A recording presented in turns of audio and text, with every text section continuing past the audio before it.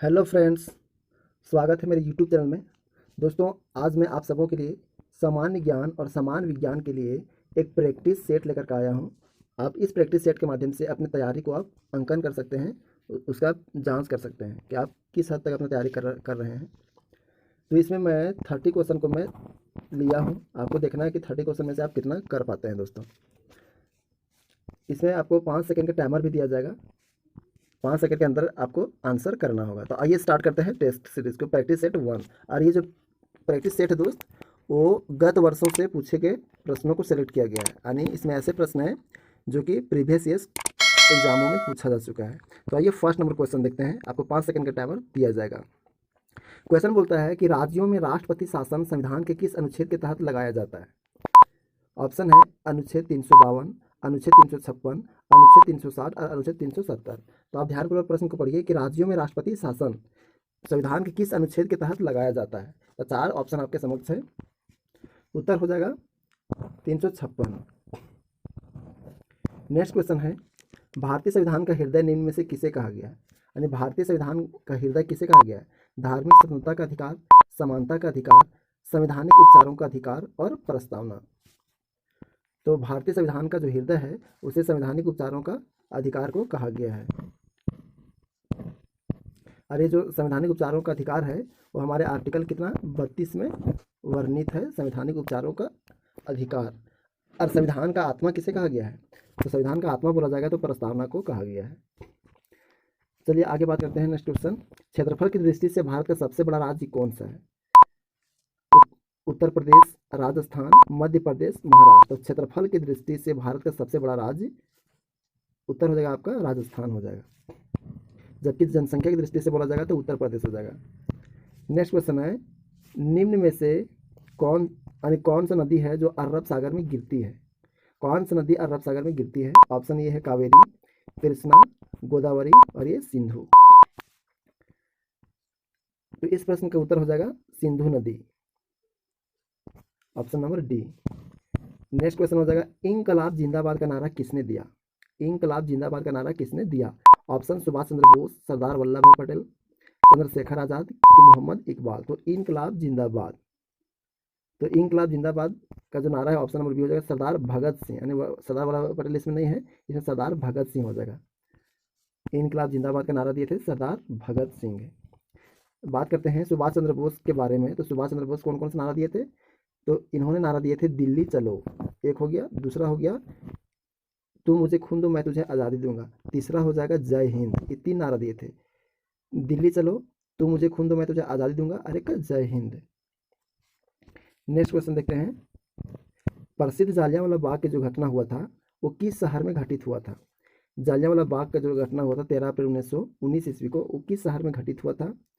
Option है पटियाला, चंडीगढ़, अमृतसर, जालंधर। तो जालियांवाला बाग का जो घटना है वो सर्वविदित है, आप सभी जानते होंगे, अमृतसर में हुआ था ये घटना। और गोली किसने मतलब चलवाई थी। जनरल ओ डायर ने। ठीक है, जनरल ओ डायर ने गोली चलाने का आदेश दिया था। आगे है, महात्मा गांधी ने अपनी दांडी यात्रा कहाँ से प्रारंभ किए थे। तो महात्मा गांधी ने दांडी यात्रा कहाँ से प्रारंभ किए थे। ऑप्शन है दांडी, साबरमती, चंपारण, दक्षिण अफ्रीका। तो दांडी यात्रा जो स्टार्ट किया गया था वो तो महात्मा गांधी कितने 78 अनुयायी के साथ में वो दांडी यात्रा स्टार्ट किए थे और वो साबरमती आश्रम से स्टार्ट किया था। दांडी यात्रा क्यों स्टार्ट किया गया था। तो नमक कर को भंग करने के लिए, जो अंग्रेजों ने नमक पर टैक्स लगा दिया था उसको तोड़ने के लिए। और ये कब हुआ था। तो ये 1930 ईस्वी का बात है। चलिए आगे बढ़ते हैं। कोई धन विधेयक है या नहीं, यह कौन बताता है। यह कौन निश्चित करता है कि कौन सा धन विधेयक है। यानी धन विधेयक कौन है, या तो कोई धन विधेयक है या नहीं, इसको कौन सुनिश्चित करता है, निश्चित करता है।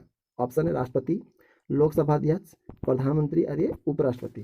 तो धन विधेयक है या नहीं, इसको लोकसभा अध्यक्ष को अधिकार है ये बताने का कि कौन सा धन विधेयक है कौन नहीं। तो लोकसभा अध्यक्ष।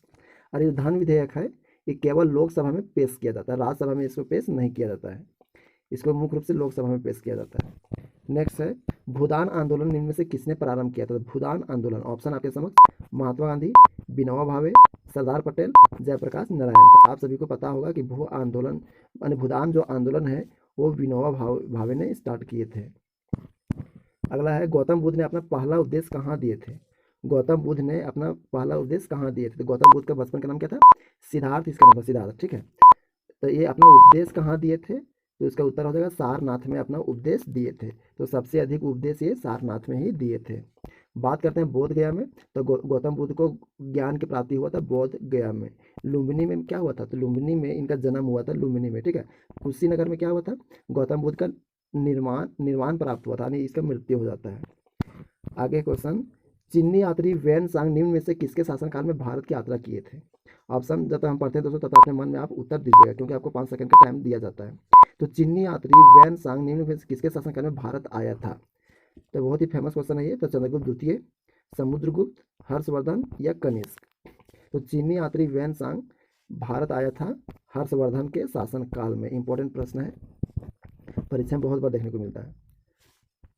अच्छा, ये समुद्रगुप्त, इसको भारत का नेपोलियन कहा जाता है, याद रखिएगा, ठीक है। आगे देखते हैं नेक्स्ट क्वेश्चन। खालसा पंथ की स्थापना किसने किया था। खालसा पंथ की स्थापना किसने किया था। ऑप्शन राजा रंजीत सिंह, गुरु गोविंद सिंह, गुरु तेग बहादुर, गुरु नानक देव। तो खालसा पंथ का स्थापना किए थे गुरु गोविंद सिंह ने खालसा पंथ का स्थापना किए थे। और गुरु गोविंद जो सिंह हैं वो 10वें सिखों का ही 10वें गुरु थे, ठीक है। आगे बढ़ते हैं। पानीपत की तीसरी लड़ाई किसके किसके बीच में हुई थी। पानीपत की तीसरी लड़ाई ऑप्शन है मुगल ब्रिटिश, अफगान और फ्रेंच के बीच, अफगान और मराठा के बीच, और फ्रेंच और ब्रिटिश के बीच। पानीपत की तीसरी लड़ाई। तो फिर देख लीजिए कौन कौन सी लड़ाई हुआ था पानीपत के। तो एक 1526 में हुआ था फर्स्ट, फिर 1556 में हुआ था सेकेंड हुआ था, उसके बाद आ गया 1761 ईस्वी में हुआ था पानीपत की तीसरी लड़ाई।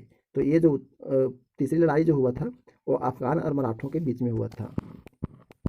नेक्स्ट क्वेश्चन, आर्य समाज की स्थापना किसने किया था। आर्य समाज की स्थापना किसने किया था। इसके अलावा एक प्रश्न आता है ब्राह्म समाज की स्थापना किसने किया था। तो यहाँ पर प्रश्न आपका है आर्य समाज की स्थापना किया था किसने। राजा राम मोहन राय, स्वामी दयानंद सरस्वती, स्वामी विवेकानंद, केशव चंद्र सेन। तो आर्य समाज की स्थापना यहाँ पर स्वामी दयानंद सरस्वती के द्वारा किया था। ब्राह्म समाज की स्थापना, एक और इम्पोर्टेंट प्रश्न है, आर्य समाज की स्थापना किसने किया था। तो यहाँ पर आर्य समाज की स्थापना वही स्वामी दयानंद सरस्वती। ब्राह्म समाज का ऑप्शन मतलब उत्तर आपको कमेंट में देना कि ब्राह्म समाज की स्थापना किसने किए थे।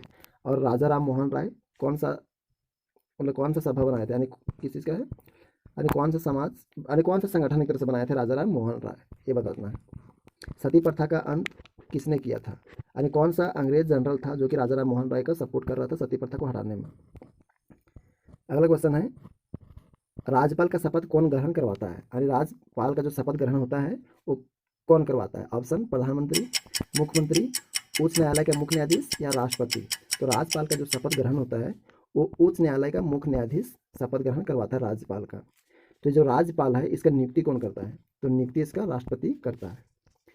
नेक्स्ट क्वेश्चन, कौन सा बैंक पहले इंपीरियल बैंक के नाम से जाना जाता है। इंपॉर्टेंट प्रश्न है, इस बार 2021 में जो एग्जाम हुआ था एनटीपीसी का उसमें ये प्रश्न पूछा गया था, इंपीरियल बैंक किस बैंक का पहले नाम था।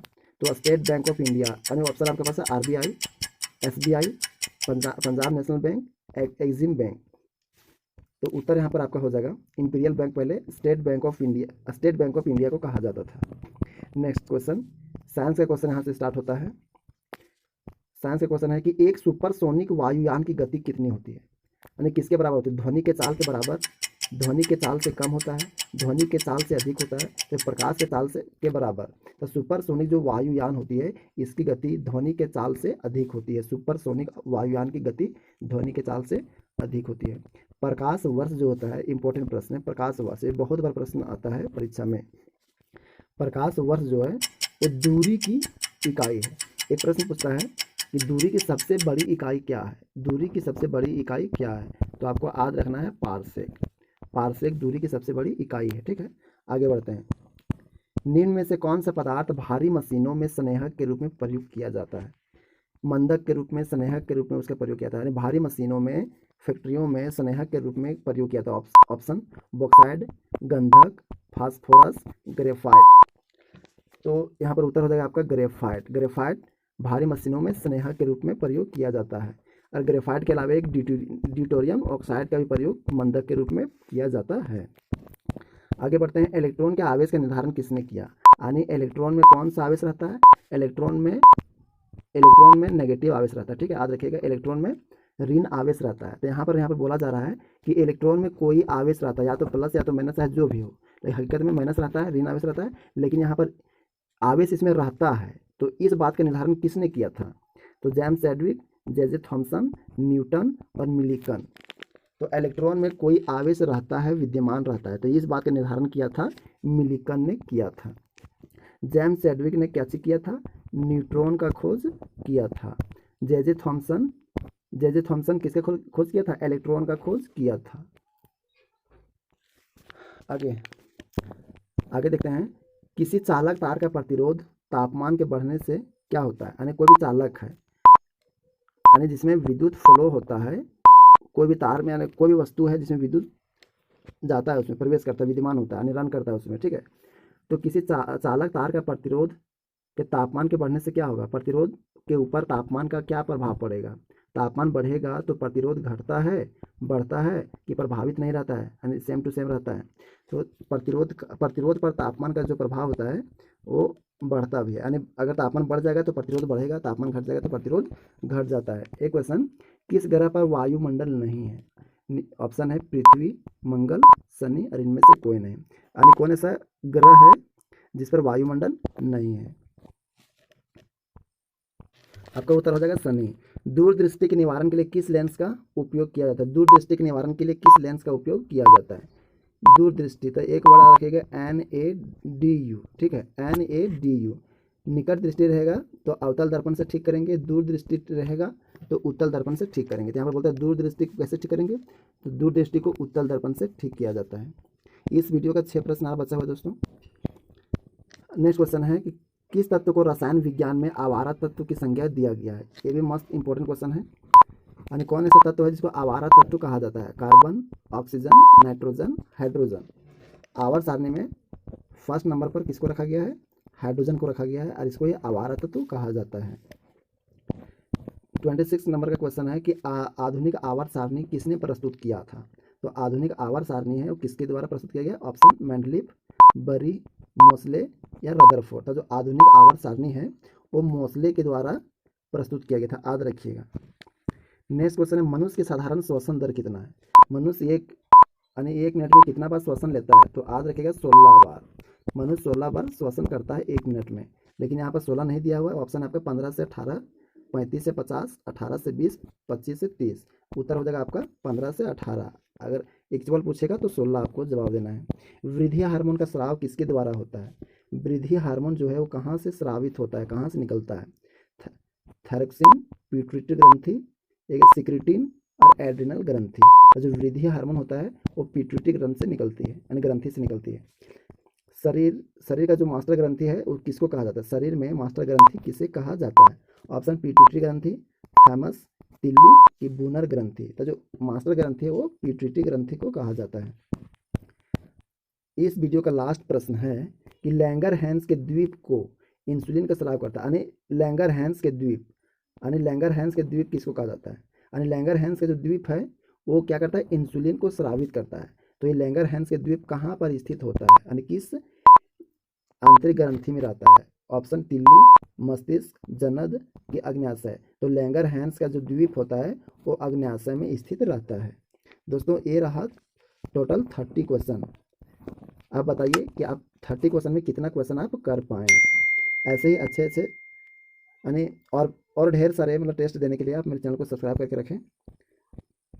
फिर मिलेंगे नए टॉपिक के साथ और एक नया टेस्ट के साथ में मिलेंगे, जिसमें सामान्य ज्ञान और सामान्य विज्ञान के प्रश्न आपके समक्ष प्रस्तुत किया जाएगा। मैं आशा करता हूँ कि आपको अच्छा लगा होगा और आपको थोड़ा सा सहायता मिलता होगा। सारा प्रश्न महत्वपूर्ण है। तो फिर मिलेंगे नए प्रैक्टिस सेट के साथ।